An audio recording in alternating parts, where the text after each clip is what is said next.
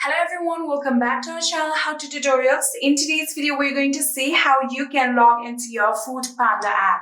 Well, it is a very easy and simple process, so let's dive right into it. So the first thing that you have to do is simply just open your Foodpanda application.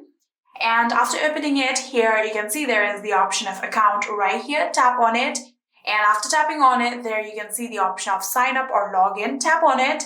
So after doing that, here you can see this page will open, and if you have connect your account with any of these social medias, here you can see Facebook, Google or Apple, you can tap on these button, or if you have a sign up with your email, you can tap on continue with email, or if you have signed up with your phone number, you can tap on login with phone number. Here I'm going to tap on continue with email, and after doing that, here you'll have to now enter your email address. So after entering your email address, what you're going to do is tap on continue. And after doing that, here you can see there is the option of send a login link. So after tapping on send a login link, a link will be sent to your email inbox. Here you can see the notification has been sent, so you can tap on the notification, and just like this, here you can scroll down and see the option of login. So tap on login.